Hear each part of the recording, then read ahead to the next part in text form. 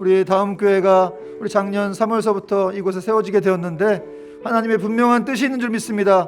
우리 강서구 지역에 정말 방황하고 외로워하는 많은 영혼들이 있습니다. 젊은 영혼들이, 또 청장년들이 있습니다. 또 장년들을 하나님께서 정말 이곳으로 인도해 주시고 좀 많은 생명의 구원의 역사가 우리 다음 교회를 통해서 이루어지게 해달라고, 하나님 정말 우리 성도들을 사용해 주시고 교회를 사용해 해달라고 같이 한번 기도하겠습니다. 기도합니다. 하나님 감사합니다. 하나님 아버지, 특별히 다음 교회를 또 작년에 세워주시고 이렇게 하나님 올해까지 주의 은혜 가운데 든든히 잘 서가게 하심을 감사합니다. 아버지, 우리 다음 교회 주님 주신 귀한 사명을 잘 붙드는 복된 교회 되길 원합니다. 하나님 축복하시고 함께하여 주시옵소서. 많은 생명을 살리는 교회로 잘 세워져 가게 하시고 하나님 은혜 속에 더 풍성함을 이루는, 하나님을 알지 못하는, 주의 생명을 경험하지 못하는 많은 이들을 주님께로 인도하는 복된 교회 될 수 있도록 인도하시고 붙잡아 주시옵소서. 성령께서 함께 하시옵소서.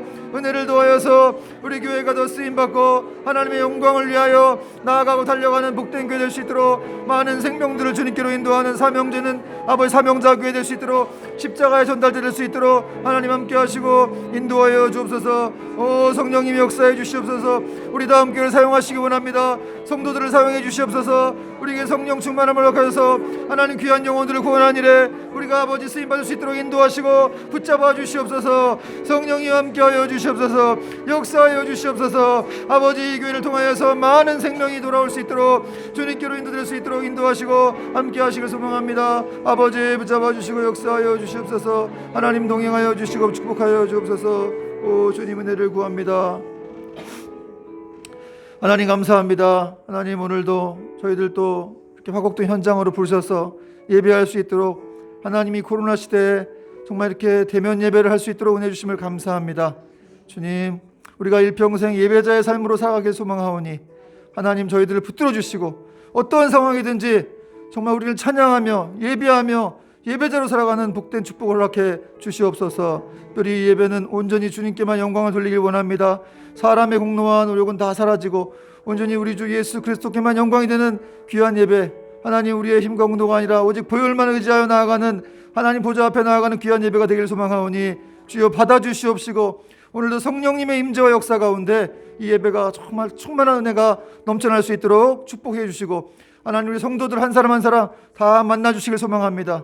주님, 이 자리까지 먼 거리를 걸음 오셨습니다. 하나님 우리 성도들 그냥 돌아가지 않게 하시고 하늘의 위로와 평강을 경험하게 하시고 신령한 축복을 통해서 더 강건해져서 하나님 한 주를 살아갈 수 있는 복된 축복도 허락해 주시옵소서. 특별히 다음 교회를 하나님 작년부터 세우시고 지금까지 이렇게 인도해 오셨음을 감사드립니다. 하나님, 우리 다음 교회 더욱더 주의 사명 붙드는 교회 되길 원합니다. 십자가의 전달자 되길 원합니다. 십자가의 생명을 경험하는 교회 되길 원합니다. 주님, 저희들을 사용하여 주시옵시고 이 교회를 통하여 하나님의 생명이 살아나는 복된 역사가 이루는 복된 교회 될 수 있도록 축복해 주시고 함께하여 주시옵소서. 이제 주의 말씀을 듣습니다. 성령 하나님 불쌍히 여겨주시고 주의 종을 붙잡아 주시옵소서. 은혜의 말씀 허락해 주시옵소서. 예수님의 이름으로 기도를 드립니다. 아멘.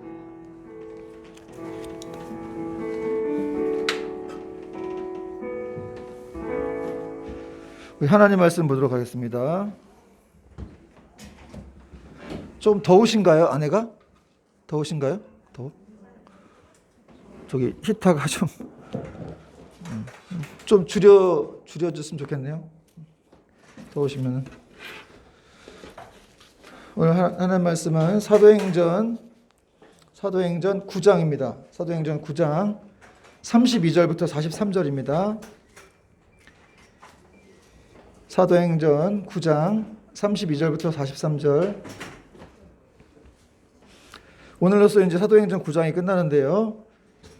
찾으신 줄 알고 함께 교독하겠습니다. 제가 먼저 읽겠습니다. 32절. 그때 베드로가 사방으로 두루 다니다가 룻다에 사는 성도들에게도 내려갔더니 이하라는 사람을 만나매 그는 중풍병으로 침상 위에 누운 지 8해라. 베드로가 이르되 애니야야, 예수 그리스도께서 너를 낫게 하시니 일어나 내 자리를 정돈하라 한데 곧 일어나니 이따와 서론에 사는 사람들이 다 그를 보고 주께로 돌아오니라. 요바에 다비다라 하는 여제자가 있으니 그 이름을 번역하면 도르가라. 선행과 구제하는 일이 심히 많더니 내 병들의 죽음에 시체를 씻어 롯다가 욥바에서 가까운지라 제 아들이 베드로가 거기 있음을 듣고 두 사람을 보내어 지체 말고 와달라고 간청하여 베드로가 일어나 그들과 함께 가서 이름에 그들이 데리고 다락방에 올라가니 모든 과부가 베드로 곁에 서서 울며 도로가가 그들과 함께 있을 때에 지은 속옷과 겉옷을 다 내보이거늘 베드로가 사람을 다 내보내고 무릎을 꿇고 기도하고 돌이켜 시체를 향하여 이르되 다비다 일어나라 하니 그가 눈을 떠 베드로를 보고 일어나 앉는지라 베드로가 손을 내밀어 일으키고 성도들과 거부들을 불러들여 그가 살아난 것을 보이니 온 욥바 사람이 알고 많은 사람이 주를 믿더라. 베드로가 욥바에 여러 날 있어 시몬이라 하는 무두장이의 집에서 머무니라. 아멘. 오늘도 우리 다음교회 예배를 찾아주신 여러분들을 환영하고 축복하고 또 사랑합니다. 우리 옆 사람에게 이렇게 눈빛으로나마 이렇게 환영합니다, 사랑합니다 인사했으면 좋겠습니다. 사랑합니다. 네. 오늘은 특별히 3.1교회 4여전도회에서 방문해 주셔서 부흥한 것처럼 보이네요. 저 이렇게 매주 이렇게 사람이 차고 넘치는 그런 교회가 될 줄을 믿습니다. 여러분 기도를 많이 해주셨으면 좋겠고요. 늘 기도 많이 해주시겠지만 이렇게 또 멀리까지 와주셔서 너무 감사를 드립니다. 오늘 말씀 제목은 베드로가 룻다와 욥바로 가다. 베드로가 룻다와 욥바로 가다 라는 제목으로 하나님의 말씀을 전하겠습니다. 오늘 본문은 그때에 라는 구절로 시작을 하고 있는데요. 그때는 어떤 때입니까? 31절을 봐야 되는데 31절에 보니까 사울의 회심으로 그렇게 교회를 속삭이던 사울이 이제 회심했죠. 그래서 교회 가서 든든히 서가고 성령의 위로로 인해서 믿는 사람들이 더 많아지게 되었다. 이런 얘기를 31절에서 하고 있습니다. 그리고 이 사울이라고 하는 사람은 갑자기 또 이제 그리스도 편에 서게 되어서 유대인들의 핍박을 받고 그들이 죽이려고 하는 그런 상황 가운데 처해지게 되어서 또 형제들이 알고서 이 사울이라는 사람을 사울이 태어났던 터키의 이 길리기아 다소지방으로 그를 또 이렇게 보냈어요. 그러니까 피신을 간 거죠. 어쩔 수 없이 피신 간 것처럼 보이지만 사실은 하나님께서 이제 그쪽으로 이 사울이라는 사람을 보낸 겁니다. 사울은 거기서 길리기아 다소에서 뭐 했겠습니까? 네, 더 주님을 깊이 만나면서 또 영적인 체험들을 하면서 이렇게 하나님의 은혜 가운데 그가 이렇게 앞으로 만나게 될 그 이방인들을 위한 그 구원의 초석으로 잘 준비가 되어지고 있었던 것이죠. 여러분 뭔가 이렇게 안 돼가지고 어디로 내려가고 집으로 내려가고 뭐도 안 돼가지고 또 뭘 어떤 게 또 집에 있게 되고 여러분 그런 것들이 주님 안에서 보면 나쁜 것이 아닙니다. 더 우리를 만들어지는 그 광야의 시간이라는 것이 더 우리를 이렇게 빛나게 하고 만들어지고 정금 같은 그리스도인으로 만드시려는 그 하나님의 뜻인 줄 믿으시기 바랍니다. 그러면 이때 이 베드로라고 하는 사람은 뭘 했느냐? 이제 오늘 성경이 그걸 밝히고 있는데 이 사울이 길리기아 다소지방에 갔을 때 이 베드로는 사방을 두루 이렇게 돌아다니면서 룻다라고 하는 지역까지 가서 이제 거기에 머무르게 됩니다. 32절 보니까 그때에 베드로가 사방으로 두루 다니다가 룻다에 사는 성도들에게도 내려갔더니라고 성경은 말씀하고 있어요. 그럼 룻다라고 하는 곳이 이제 이 지중해 연안에 있는 도시인데요. 이 예루살렘에서 서북쪽으로 한 뭐 20km 정도 되는 거리, 거기쯤 있는 도시였는데 이방인들이 많은 이방 지역이었습니다. 그곳에 믿는 성도들이 있었다고 지금 성경은 말하고 있는데 그럼 이 사람들이 어떻게 믿는 성도들이 여기 있었느냐? 그거는 이제 보통 학자들이 말하기를 이 빌립이라는 사람이 사마리아 가서 복음을 전했잖아요. 그러고 나서 성령님의 인도하심을 따라서 계속 이렇게 지중해 연안을 따라 올라가면서 이렇게 뭐 블레셋 지방과 또 가이사랴까지 복음을 전하게 되었다고 하는데 그 룻다와 이 욥바라고 하는 도시가 그 중간에 있어요. 그러니까 이 빌립이라는 사람이 성령님의 인도하심 따라서 지나가면서 다 들려가지고 이제 복음을 전하게 된 것이죠. 그래서 이 지역에 이방인들이 많은 곳인데도 이렇게 하나님을 믿는 사람들이 많이 있었다는 거예요. 그런데 베드로가 예루살렘의 교회의 지도자 아닙니까? 그래서 예루살렘에만 머물러야 될 상황인 것 같은데 근데 그 사람이 예루살렘에만 있지 않고 이렇게 룻다에까지 막 돌아다니다가 룻다에까지 가서 그 성도들을 만났다는 것이죠. 여러분 여기서 우리는 이 성령 충만한 사람들, 이 주님의 영으로 주님의 마음으로 가득 찬 사람들은 가만히 있지 못한다는 것을 알 수가 있습니다. 움직여요. 정체되어 있지 않습니다. 여러분 불이 임해 보세요. 가만히 있지 못하죠. 불꽃이 막 여러분들 막 튀지 않습니까? 그래서 거기서도 막 불이 또 피우는 거예요. 여러분 정말 하나님 마음으로 가득한 사람들은 가만히 있질 못해요. 다 움직입니다. 그리고 제가 종종 말하는 건데 우리는 움직여야 됩니다. 복의 통로지 않습니까? 그러니까 여러분들 막 움직여서 복을 퍼뜨려야 되는 거예요. 여러분은 행복 바이러스인 줄 믿으시기 바랍니다. 여러분 오늘도 이렇게 멀리까지 오셨는데 아주 움직이는 신실한 그리스도인이십니다. 여러분들 이렇게 여러분 코로나 때 우리가 움직이지 않게 되고 얼마나 많은 성도들이 지금 집에 머물고 있습니까? 이게 뭐 온라인 예배를 어쩔 수 없이 드린다고 하지만 지금 뭐 3년째예요. 근데 온라인 예배라도 드리면 다행인데 이제 제가 물어보니까 이제 교회도 안 나가는 사람도 많고 예배도 안 드리고 여러분이 사람도 눈에서 멀어지면 마음에서 멀어지면 눈에서 멀어진다 그러는데 이 영적인 것도요 자꾸 이렇게 멀어지다 보면은 주님과의 관계도 멀어지고 계속해서 영적으로 이렇게 다운이 오고 성장이 되지 못하는 것이죠. 여러분 그러므로 우리는 계속해서 이 시대에 분명히 우리가 필요로 하는 사람들이 있습니다. 베드로처럼 찾아가야 될 줄 믿습니다. 찾아가서 그들에게 만나고 생명을 전해야 될 줄로 믿습니다. 여러분 베드로가 롯다에 갔더니 거기서 어떤 일이 있었습니까? 33절에 보니까 거기서 애니아라는 사람을 만나매 여러분 찾아가면 만나는 겁니다. 그는 중풍병으로 침상위에 누운 지 8해라. 베드로가 여기 왜 간지 이제 그 실체가 드러났어요. 어떤 사람이 애니아라는 사람이 있었는데 아주 비참했어요. 8년 동안이나 중풍병으로 침상위에 누워 있었기 때문에 그렇습니다. 여러분 이 구절만 보더라도 이 주변 사람들이나 애니아도 거의 뭐 포기 상태인 거죠. 그런 게 느껴지지 않습니까? 8년 동안 누워 있었으니까 아무것도 못하고. 여러분 집안에 이렇게 한 사람이라도 아프면은 얼마나 힘듭니까? 저희 어머니도 6년 전에 이렇게 혈액암이 오셔가지고 계속 투병하시고 이제 몇 주 전에 소천하셨는데 어머니가 아프시니까 온 집안이 그냥 다 힘들고 또 나중에 뇌졸중까지 오셔가지고 이렇게 또 이 재활병원에서 몇 개월 계시고 그래서 많은 분들이 도와주시기도 하고 이렇게 기도도 많이 해주시고 했는데 어쨌든 굉장히 힘들더라고요. 여러분 애니아라는 사람도 8년을 누워 있었으니까 얼마나 정말 소망이 없었겠어요. 그냥 집안 분위기 자체가 다 절망적인 그런 분위기예요. 안 봐도 뻔하죠. 그런 상황 가운데 베드로가 간 거예요. 여러분 베드로가 이 애니아를 보자마자 갑자기 자기 마음속에 그가 이렇게 기도할 때 즉시 그가 나을 것이라는 그런 믿음이 생겼습니다. 그래서 애니아가 이렇게 뭐 고쳐달라는 말도 안 했는데 베드로가 바로 이런 말을 했습니다. 34절에 보니까 베드로가 이르되 애니아야 예수 그리스도께서 너를 낫게 하시니 일어나 내 자리를 정돈하라 한데 곧 일어나니. 할렐루야. 여러분 베드로가 내가 너를 낫게 하겠다 이렇게 말한 게 아니고 예수님이 너를 낫게 하신다. 너를 낫게 하실 거야도 아닙니다. 너를 낫게 하신다라고 장담했는데 그가 바로 일어났다는 것이죠. 여러분 베드로는 예수님께 능력이 있는 것을 알았어요. 분명히 알았기 때문에 예수님이 너를 낫게 하신다 이렇게 장담했다는 확신했다는 것이죠. 그러므로 우리도 마찬가지입니다. 우리는 능력이 없지만 예수님은 능력이 철철 넘치신다는 것을 우리가 알아야 한다는 것이죠. 그래서 어떤 문제든지 예수님 앞으로 가져가면 여러분 8년 동안 이렇게 침상에 누워있으면 거의 뭐 끝난 인생이라고 생각하지 않겠습니까? 우리 주변에 그런 사람이 있다고 생각하시면 뭐 나을 거라는 어떤 기미가 보이지도 않고 다 소망 없는 그런 삶이라고 생각하지만 거기 예수 그리스도의 빛이 비치면 그 인생은 바뀌는 것이죠.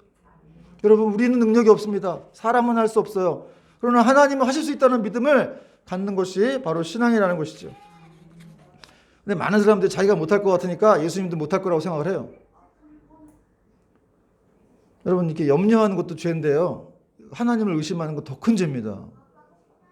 여러분 우리가 정말 신앙생활 하면서도 여전히 하나님은 내 기도를 안 들어주실 것 같고 또 나한테 관심 없으실 것 같고 하는 생각들을 하게 되는데 여러분 그렇지 않습니다. 우리 하나님께서 얼마나 우리를 사랑하시고 이렇게 축복하시려고 하는지 그 뜻을 분명히 여러분 뭐 바로바로 응답은 안 해주시더라도 하나님의 선한 뜻 가운데에서 분명한 그런 또 때가 되면 그런 응답을 주시고 역사가 있는 것입니다.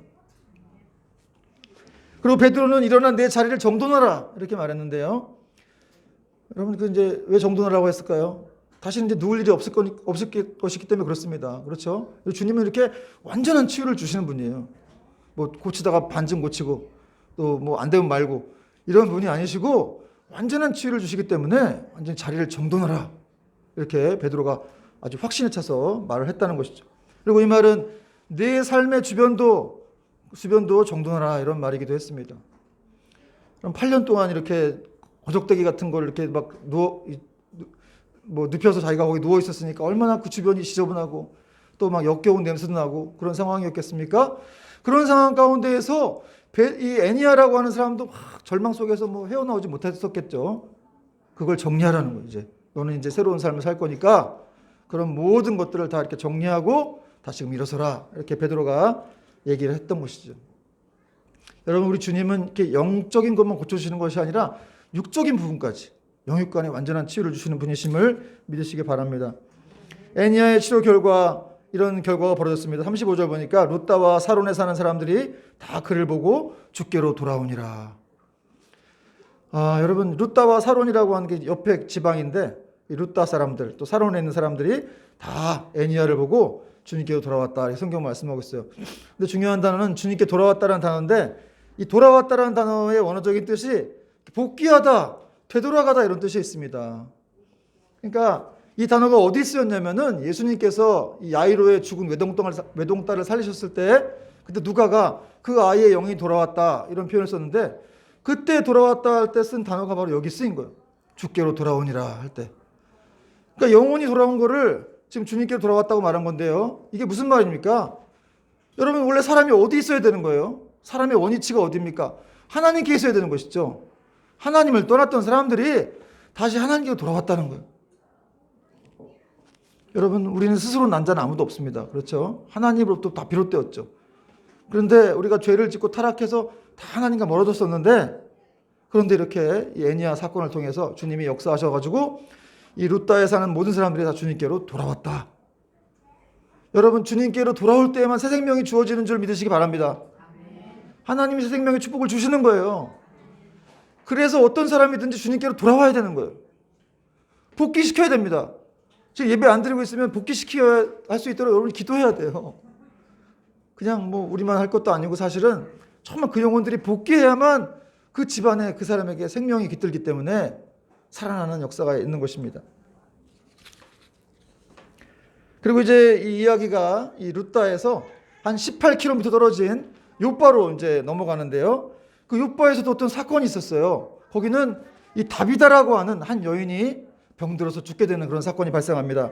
우리 36절과 37절 말씀 같이 한번 읽어보겠습니다. 시작. 요바에 다비다라는 여제자가 있으니 그 이름을 번역하면 도르가라.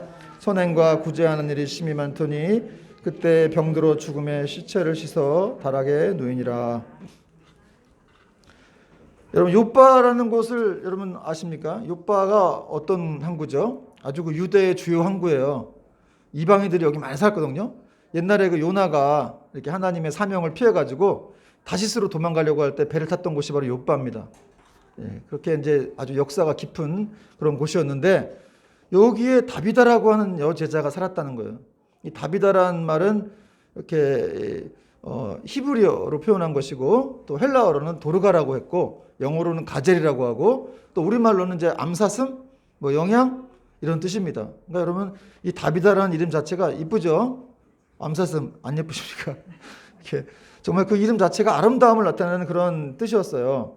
근데 이 다비다라는 사람이 이름만 아름다운 것이 아니고 그의 삶 자체가 아름다웠다는 거예요. 그래서 그녀는 항상 착한 일을 많이 하고 이 가난한 사람들을 많이 도왔던 그런 사람이었다고 성경은 말씀하고 있습니다. 선행과 구제하는 일이 심히 많았다 이렇게 표현하고 있어요. 여기 심히 많았다는 것은 원어적으로 충만을 넘어서 아주 흘러넘쳤다 이런 뜻입니다. 그러니까 보통 구제한 게 아니라 선행을 한 게 아니라 그냥 컵에 물이 다 찼는데 그게 계속 흘러넘치는 거예요. 이렇게 너무 막 많아가지고 그럴 정도로 그렇게 구제와 선행을 많이 했던 여인이었는데 이 여인이 베드로가 룻다에 있을 때 병들어서 죽은 거예요. 여러분, 여기서 우리는 뭘 알 수 있을까요? 여러분, 예수님 잘 믿고 착하게 살고 또 구제를 많이 해도 병들어서 일찍 죽을 수 있다는 사실입니다. 여러분, 슬프신가요? 예수님 믿어도 고난 당할 수 있죠. 물론 예수 믿고 잘 되는 사람도 있고 뭐 오래 사는 분들도 있지만 이렇게 일찍 하나님 데려가신 경우도 있습니다. 근데 이거를 뭐 저주라고 생각하면은 잘못된 거라고 생각하면 어떻게 이런 착한 사람을 하나님 이렇게 데려가실 수가 있어요? 우리 집안에 우리 집안이 어떤 집안인데 이렇게 망하게 할 수가 있어요? 이렇게 가난하게 할 수가 있어요? 이렇게 말할 수도 있겠죠. 그러나 여러분, 성경은 예수 믿고 고난당하면 이상히 여기지 말라 그랬어요. 그건 당연한 거다. 야고보 사도는 너희가 시련을 당하거든 기쁘게 여기라. 이는 너희의 믿음의 시련이 인내를 만들어내는 줄 우리가 알미니라. 여러분, 시련은 시련인데 믿음의 시련이에요. 믿음의 시련. 주님 안에 있는 시련이라는 거예요. 그러니까 우리의 고난이라고 하는 것들이 다 하나님의 선한 목적 안에 있는 것이기 때문에 여러분, 우리는 미래를 모르잖아요. 어떻게 될지 당장 우리 한 시간 앞도 모르는데 하나님의 뜻을, 그 선한 뜻을, 그 높은 뜻을 인간이 알 수가 없기 때문에 우리는 그냥 그분이 하시는 것이 가장 옳다 이렇게 생각을 해야 됩니다. 그리고 여러분, 그리스도인에게서 죽음이란 어떤 것입니까? 그냥 불신자들처럼 아무 소망 없는 겁니까? 이 죽음이? 우리의 죽음이? 아니죠. 그렇지 않습니까? 다비다가 지금 죽었어요. 젊은 여자가 죽었는데 그는 천국에 갔습니다. 여러분, 우리의 죽음이라고 하는 것은 잠깐 이렇게 옷 벗는 정도인 거예요. 그러니까 막 죽음을 두려워하고 그런 크리스찬들도 있는데 사실 여러분, 죽음을 통과해야만 천국에 들어갈 수가 있는 거예요. 여러분, 죽어야만 갈 수 있는 거예요. 그래서 또 어떻게 보면 우리는 죽기 위해 태어난 자들입니다. 여러분, 하나님께 감사하시기 바랍니다. 죽어야만 천국에 갈 수가 있는 거예요. 저희 어머니가 얼마 전에 소천하셨지만, 권사님으로 계시다가 소천하셨는데 천국에 갔다고 확신하기 때문에 제가 인간적으로 많이 슬프긴 한데요, 기쁩니다. 어머니 다시 또 볼 수 있잖아요. 마지막 천국에 가서.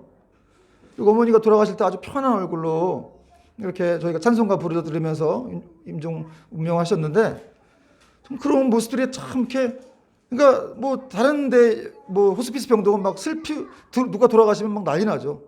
막 슬피 울고 막 그냥 막 세상 다 끝난 것처럼 막 소망 없이 이렇게 울부짖어대는데 저희들은 그렇지 않았어요. 마음속에 정말 이제는 정말 어머니가 더 좋은 곳에 가 계시는구나, 하나님 품 안에 계시는구나 하는 확신 가운데 어머니를 보내드리니까 너무 마음이 감사하고, 결국 이것을 위해서 우리는 살아가는 것이구나 하는 생각이 들었습니다.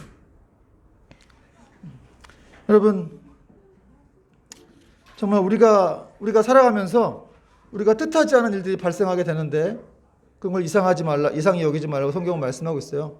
하나님의 선한 뜻 가운데 모든 것들이 다 주어지기 때문에 그렇습니다. 그리고 사실 제가 묵상해 보니까 뭐 나중에 우리가 이 내용을 알지만 이 다비다가 살아났지 않습니까? 근데 다비다가 천국에서 안 돌아올 거라고 이게 뭐 오기 싫었을 거라는 생각이 들더라고. 뭐 주님께서 다시 기도했으니까 너 돌아가라 이렇게 또 주님께서 말씀하시니까 다비다가 다시 또 이렇게 살아났겠지만, 그러나 다비다 입장에서는 아니 거길 또 가야 돼요. 그 험난한 곳을 또 가야 됩니까? 이렇게 생각했을 수도 있어요. 그렇죠? 여러분, 이 땅보다 더할 나위 없이 좋은 곳에 갔는데 뭐라 이 땅에 고생 많은 곳에 또 오겠어요? 그렇지 않겠습니까? 그러나 다비다는 또 주님이 살려주셨으니까 다시 온 건데, 사실은 뭐 그가 본심으로는 그냥 천국에 있는 게 좋지 않았을까 하는 생각을 해보게 돼요. 근데 여러분, 그렇다고 해서 우리가 또 막 죽으려고 애쓰는 그런 모습들은 크리스찬으로서 올바르지 않은 모습임을 아시죠? 여러분, 언제든지 우리는 이렇게 주님 부르시면 가야 되기 때문에 지금 이 땅에서 사명을 이루고 주님 부르실 때 그때 가면 되는 것입니다. 여러분, 도르가의 시신은 이렇게 관습에 따라서 매장을 위해서 씻겨졌고 다락방에 놓여지게 되었습니다. 이렇게 욥바의 성도들이, 그리고 이제 베드로가 이 루다에 있다는 것을 알고 사람을 보내서 그를 이제 빨리 와달라고 요청을 합니다. 38절 보니까 루다가 욥바에서 가까운지라 이 제 아들이 베드로가 거기 있음을 듣고 두 사람을 보내어 지체 말고 와달라고 간청하여. 참 이게 욥바의 성도들도 대단한 믿음인 것 같아요. 사람이 죽었잖아요. 죽었는데 지금 베드로를 청한 겁니다. 여러분, 우리 중에 누가 죽으면 이렇게 누굴 청할 수 있을 정도로, 목사님 청할 수 있을 정도로 그런 믿음이 있는 분들이 있습니까? 그러나 이 욥바의 성도들은 그가 다시 부활할 것이라는 그런 믿음을 가지고 있었기 때문에 이 육적인 의사는 안 불렀지만, 그를 부르기엔 늦었다고 생각했지만 이 영적인 의사인 베드로는 불러도 늦지 않았을 것이라고 생각했다는 것이죠. 부탁을 받은 베드로는 지체 없이 또 그들과 함께 내려갔다고 성경은 말씀하고 있습니다. 39절 같이 한번 읽겠습니다. 시작. 베드로가 일어나 그들과 함께 가서 이름에 그들이 데리고 다락방에 올라가니 모든 과부가 베드로 곁에 서서 울며 도르가가 그들과 함께 있을 때 지은 속옷과 겉옷을 다 내 보이거늘. 이 베드로하고 룻다에 있는 성도들하고는 일면식도 없는 관계였어요. 그럼에도 불구하고 베드로가 거절하지 않고 이 룻다로 지체 없이 그냥 내려갔습니다. 여러분, 우리 주님께서도 항상 누가 이렇게 부탁하고 내려와 달라 그러면 거절하지 않으셨죠. 그렇듯이 이 베드로도 그의 스승처럼 모든 사람의 종이 되어서 이렇게 내려갔다는 것이죠. 여러분, 누가 와달라고 하면 가주십시오. 가서 이렇게 그들과 함께하면서 시간을 보내는 것이 신실한 제자들의 모습이라는 것이죠. 베드로가 다락방으로 올라가자 거기에는 많은 과부들이 이 도로가의 죽음을 슬퍼하면서 울고 있었습니다. 근데 여러분, 너무 슬피 울고 있던 거예요. 그리고 그 여인들은 이제 과부들이 이 도로가가 살았을 때 자기들을 위해서 만들어준 겉옷과 속옷을 베드로에게 보여줬습니다. 여러분, 2000년 전에는 너무 가난했기 때문에 이 겉옷과 속옷이 어떤 일종의 재산이었어요. 그러니까 이걸 받았다고 하는 건 굉장히 값비싼 것을 받은 것입니다.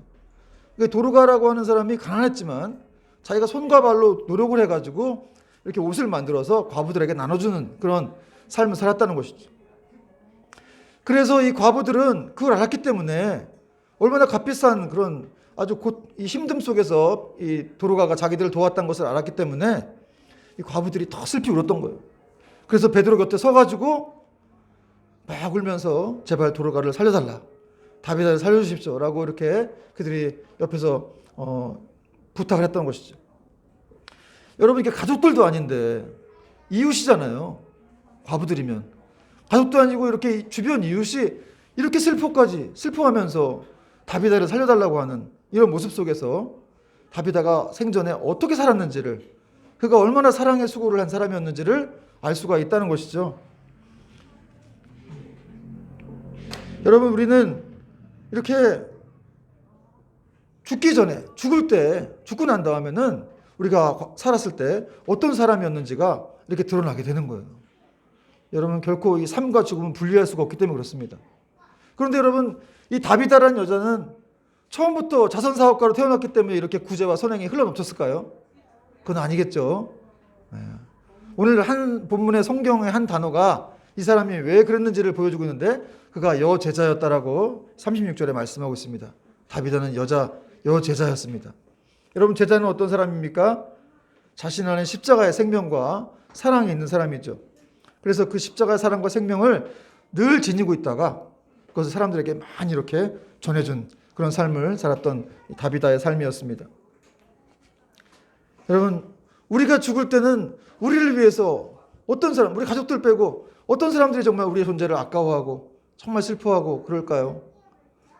여러분, 지금부터라도 우리가 정말 이렇게 진정한 주님의 제자의 삶을 살면서 많은 사람들에게 생명을 퍼뜨리고 또 사랑을 전해야 하는 그런 삶이 되어야 될 줄로 믿습니다. 여러분, 베드로는 사람들을 내보내고 무릎을 꿇고 기도했다고 말씀하고 있습니다. 그리고 시체를 향해서 다비다야 일어나라 하고 말하자 그녀는 일어나게 되었습니다. 40절 보니까 베드로가 사람을 다 내보내고 무릎을 꿇고 기도하고 돌이켜 시체를 향하여 이르되 다비다야 일어나라 하니 그가 눈을 떠 베드로를 보고 일어나 앉는지라. 여러분, 베드로가 사람들 다 내보내고 간절히 기도했겠죠. 무릎을 꿇었다 그랬어요. 여러분, 기도할 때 무릎을 꿇는 것은 중요합니다. 하나님 앞에 복종하겠다는 자세였죠. 당신이 내게 능력이 있사오니, 당신이 우리의 왕이시오니 당신이 해결해 주십시오라는 어떤 그런 고백이에요. 무릎을 꿇고 간절히 기도했습니다. 그리고 그는 거침없이 다비다 일어나라고 얘기했는데, 저는 이 부분을 묵상하다가 그런 생각이 들었어요. 정말 베드로는 거칠 것이 없구나. 주저함이 없구나. 조금도. 어떻게 이렇게 주저함이 없을까? 저도 여러분, 목사로서 종종 병원에 가서 기도 부탁을 받아서 기도를 해주고 오는 경우가 있어요. 그때마다 조금 사실 기도하면서 걱정이 됩니다. 내가 기도했는데 안 나면 어떡하지? 기도했는데 귀신이 안 나가면 어떡하지? 이런 생각도 하면서 부담을 느끼기도 합니다. 그런데 오늘 본문의 베드로는 그런 모습이 전혀 없다는 거예요. 주저함이 없어요. 다 내보내고 바로 무릎 꿇고 기도해서 이렇게 다비다를 살려내는 것이죠. 여러분, 베드로가 왜 이렇게 됐을까요? 그가 하나님의 영으로 충만한 사람이었다는 것이죠. 그의 말씀으로 충만한 사람이었다는 거예요. 여러분, 우리가 왜 흔들립니까?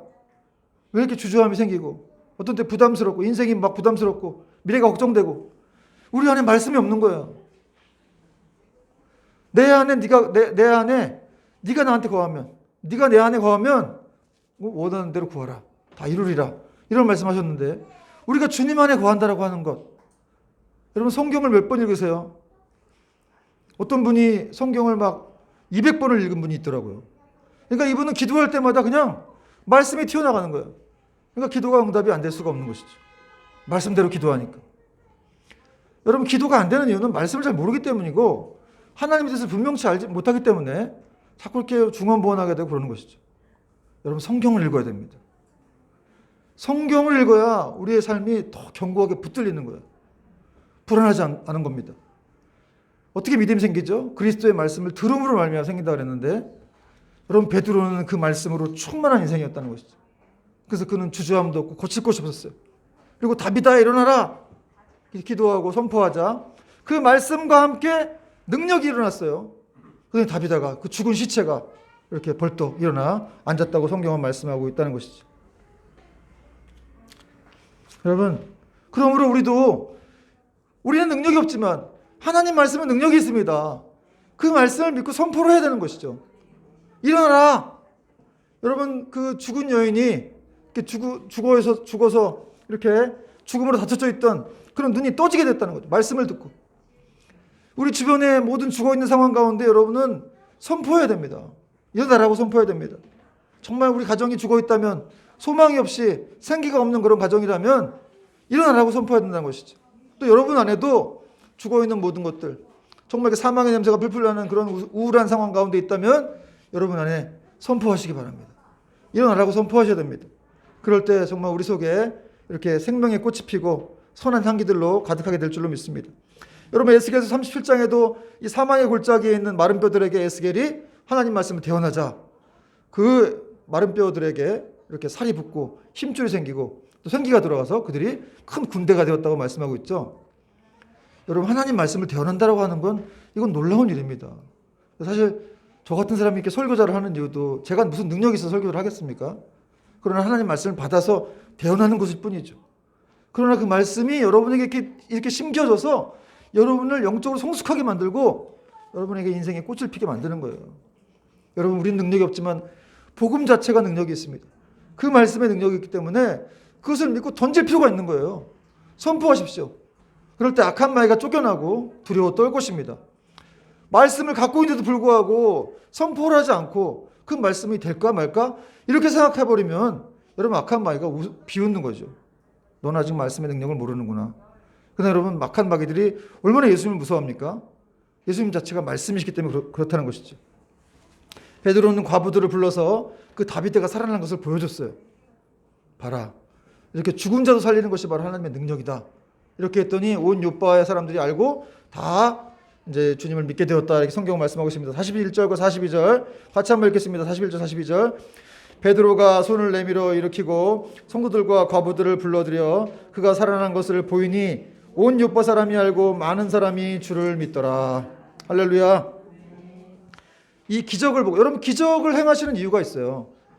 어떤 목적이 있다는 것이죠. 어떤 사람을 살리기 위해서 기적을 일으키는 거예요. 그 기적 자체에 목적이 있는 것이 아니고 이 기적을 통해서 하나님이 살아계신다는 것을 알려주시기 위해서 여러분 가운데 기적이 있고 또 그게 보여지기도 하는 거예요. 그러므로 기적 자체는 믿음을 줄 수가 없습니다. 그걸 너무 의지하면 안 돼요. 그러나 그 기적을 통해서 이 사람을 구원하시기 위한 하나님의 계획이 있었기 때문에 지금 이렇게 욥바에는 기적이 일어났고 많은 사람들이 주께로 돌아왔다. 이게 성경은 말씀하고 있는 것이죠. 그리고 여러분 이것은 하나님 나라를 확고히 하기 위한 또 하나님의 계획된 기적이었어요. 그냥 우연히 막 기적을 행하시는 분이 아니고요. 물론 애니야와 이 다비다를 사랑하셔서 그들을 찾아오셨죠. 그러나 그들을 통해서 더 큰 일을 하시기 위한 하나님의 계획이 있었다는 것이죠. 자, 베드로가 이제 시몬이라고 하는 무두쟁이의 집에 머무르게 되었다고 말씀하면서 성경은 마치고 있는데요. 43절 베드로가 욥바에 여러 날 있어 시몬이라 하는 무두장이의 집에서 머무니라. 여러분 무두장이는 죽은 짐승을 가죽을 벗겨가지고 그 가죽으로 이제 가죽 제품을 만드는 그런 사람이었어요. 그러니까 여러분 죽은 짐승을 접하는 사람이니까 부정한 자죠. 그래서 유대 사회에서는 이 무두장이라는 사람을 사람 취급도 안 하고 이렇게 뭐 가까이 가려고 하지도 않고 그런 아주 천한 그런 직업으로 생각했습니다. 그런데 오늘 베드로가 거기 머문 거예요. 지금 뭐 잠깐 1시간 있는 것도 아니고 여러 날을 머물렀다. 여러분 이것은 지금 뭘 말하고 있는 걸까요? 베드로가 당시 어떤 사회적인 편견과 통념보다는 성령님의 음성에 순종했다는 거예요. 여러분 우리가 어떤 때 이렇게 뭔가 성령님께 순종하고 싶은데 사회적으로 뭔가 뭐 있고 통념이 있고 편견이 있어서 그렇게 뭐 해야 되나 말아야 되나 고민할 때가 있죠. 그럴 때 성령님의 음성을 듣는 여러분 되길 바랍니다. 베드로가 성령님의 음성을 듣고 유대인으로서 거기 들어가서 같이 상종해야 되지 말아야 될 사람과 여러 날을 머물렀다는 거예요. 그가 성령을 받은 다음에 그도 원래 유대인으로서 이렇게 이방인들과 상종도 하지 않는 사람이었죠. 편견이 있는 사람이었어요. 베드로도. 그러나 이 하나님의 구원 역사가 그 가치가 이렇게 어떤 직업의 또 사람의 빈부 격차를 뛰어넘고 민족과 민족의 역사를 뛰어넘는 것임을 그렇게 역사하는 것임을 베드로가 깨달았다는 것이죠. 여러분 하나님께서 이렇게 우리를 변화시키십니다. 더 눈을 떠서 더 멀리 보게 하시고 여러분이 결코 이 자리에 이렇게 이 수준으로 머물러 있는 것을 원하지 않으시고요. 더 성령을 통해서 그분과의 교제함을 통해서 더 성장하기를 원하신다는 거예요. 그리고 그렇게 하십니다. 결국 하나님이 그렇게 만드셔서 우리를 사용하신다는 것이죠. 여러분 말씀의 결론을 맺겠는데요. 여러분 하나님께서 정말 애니아라고 하는 사람, 이방인입니다. 이 다비다라고 하는 사람에게 그들을 긍휼히 여기셔서 이 베드로라고 하는 예루살렘의 위대한 지도자를 그들로 보내셨습니다. 그리고 보내셔서 그를 치유해 주십니다. 그런데 그들의 어떤 치유는 거기서 끝나는 것이 아니고 그 지역에 있는 많은 사람들, 이방인들이 예수를 믿게 되는 그런 결과를 가져왔다는 것이죠. 어떤 애니아와 다비다가 그 통로가 된 거예요. 증인이 되었던 것이죠. 여러분 그리고 그 이방 세계로 흘러갔던 복음은 흘러서 마침내 130년 전에 이 땅에도 이렇게 복음이 들어오게 되었습니다. 처음 전해지게 되어서 그때 미국의 복장로교회 언더우드 선교사님 또 우리 선교사였던 알렌 선교사 그리고 감리교회 아펜젤러 선교사님들이 오셔가지고 이 작고 가난한 나라 여러분 130년 전에 우리나라를 뭐 어떻게 알겠어요. 그 가난한 나라에 뭐 진짜 지도상에도 표기되지도 않는 그런 나라에 하나님이 이 선교사들을 보내셔가지고 그 뜨거운 사랑 그 하나님의 사랑을 전하셨다는 사실입니다. 1884년에 부활절 주일 아침에 우리 언더우드 선교사님이 이 조선 땅에 방문해서 쓴 유명한 편지가 있는데 제가 한번 읽어보도록 하겠습니다. 주여 지금은 아무것도 보이지 않습니다. 주님 메마르고 가난한 땅 나무 한 그루 시원하게 자라 오르지 못하고 있는 땅에 저희들은 옮겨와 앉았습니다. 그 넓고 넓은 태평양을 어떻게 건너왔는지 그 사실이 기적입니다. 당시 선교사들이 태평양을 건너고 배 타고 건너는데 많이 죽었다 그래요. 시적으로 주께서 붙잡아 뚝 떨어뜨려 놓으신 듯한 이곳 지금은 아무것도 보이지 않습니다. 보이는 것은 고집스럽게 얼룩진 어둠뿐입니다. 어둠과 가난과 인습에 묶여있는 조선 사람들 뿐입니다. 그들은 왜 묶여있는지도 고통이라는 것도 모르고 있습니다. 고통을 고통인 줄 모르는 자에게 고통을 벗겨주겠다고 하면 의심부터 하고 화부터 냅니다. 조선 남자들의 속셈이 보이질 않습니다. 이 나라 조정의 내심도 보이질 않습니다. 가마를 타고 다니는 여자들을 영영 볼 기회가 없으면 어쩌나 합니다. 조선의 마음이 보이질 않습니다. 그리고 저희가 해야 할 일이 보이지 않습니다. 그러나 주님 순종하겠습니다. 겸손하게 순종할 때 주께서 일을 시작하시고 그 하시는 일을 우리들의 영적인 눈이 볼 수 있는 날이 있을 줄 믿나이다. 믿음은 바라는 것들의 실상이요 보지 못하는 것들의 증거니라고 하신 말씀을 따라 조선의 믿음의 앞날을 볼 수 있게 될 것을 믿습니다. 지금은 우리가 황무지 위에 맨손으로 서 있는 것 같사오나 지금은 우리가 서양 귀신 양귀자라고 손가락질 받고 있사오나 저희들이 우리 영혼과 하나인 것을 깨닫고 하늘나라의 한 백성 한 자녀임을 알고 눈물로 기뻐할 날이 있음을 믿나이다. 지금은 예배드릴 예배당도 없고 학교도 없고 그저 경계와 의심과 멸시와 천대함이 가득한 곳이지만 이곳이 머지않아 은총의 딸이 되리라는 것을 믿습니다. 주여 오직 제 믿음을 붙잡아 주소서. 여러분 언더우드 선교사님이 1884년 부활절 주일 아침에 이 땅에 오셔서 이렇게 조선을 보시다가 쓴 그런 편지입니다. 지금까지도 이 편지가 저는 지금도 이 편지를 읽으면 정말 그 감동과 함께 진한 여운을 느껴요. 얼마나 힘들었을까. 130년 전에. 그러나 하나님의 사랑에 붙들렸기 때문에 그 사랑에 붙들려서 이 먼 곳까지 태평양을 건너와서 이렇게 우리들에게 복음의 씨앗을 뿌렸습니다. 여러분 3년 후에 또 언더우드 선교사가 이 북장로교회 협회 쪽으로 또 편지를 보내는데 그때는 또 많이 부흥했다는 그런 보고서를 보내게 됩니다. 그래서 이 100명이 넘는 교회들이 또 두 조직들이 생겼다라는 라는 그런 내용들, 어떤 또 이런 게일 목사회에서 집회가 생기고 하는 일들을 이렇게 보고하는 내용이 또 나중에 그 편지에 또 기록이 되어 있는데요. 3년 후에 정말 이렇게 하나님께서 정말 이렇게 놀랍게 역사하셔서 또 한국에 이렇게 부흥을 주신 것이죠. 그때는 이 언더우드 선교사의 그건 암울함들은 보이지가 않습니다. 여러분, 우리 하나님은 정말 놀랍게 일하시는 분이세요. 지금 아무것도 보이지 않는 것처럼 보이지만 그런 하나님께서 일하실 때 정말 그것을 믿음으로 바라볼 수 있는 눈이 있어야 됩니다. 그럴 때 하나님께서 아무것도 안 하시는 것처럼 보이고 또 내 인생에 이렇게 쳐져 있는 것처럼 보이지만 그런 하나님은 보이지 않는 손길로 우리를 인도해 가시고 교회들을 인도해 가신다는 사실입니다. 여러분, 우리는 지금 이렇게 이 자리에 서 있다고 하는 것, 이것은 바로 우리 믿음의 선조들의 그런 사랑과 눈물로 씨앗을 뿌렸던 그 희생들에 의해서 우리가 이 자리에 있는 것이죠. 여러분, 우리가 그리스도인이 된 것은 결코 우연이 아니고요. 좀 많은 믿음의 선조들의 그 희생과 눈물의 씨앗으로 이 자리에 우리가 서 있게 된 것입니다. 여러분, 오늘 말씀을 통해서 정말 한 영혼이라도 돌아오기를 간절히 애타게 기다리시는 하나님 아버지의 마음이 읽혀지실 수 있기를 주님의 이름으로 축원합니다. 마지막으로 이 한 주도 정말 우리를 택하시기 위해서 자기 아들을 아낌없이 내어주신 그 하나님의 십자가 사랑에 붙들려서 마음껏 주의 사명들을 위하여 우리가 헌신하는 복된 한 주가 되기를 주님의 이름으로 축원합니다. 그리고 그럴 때 우리의 삶도 더 풍성히 채워지게 될 것입니다. 기도 찬양하겠습니다.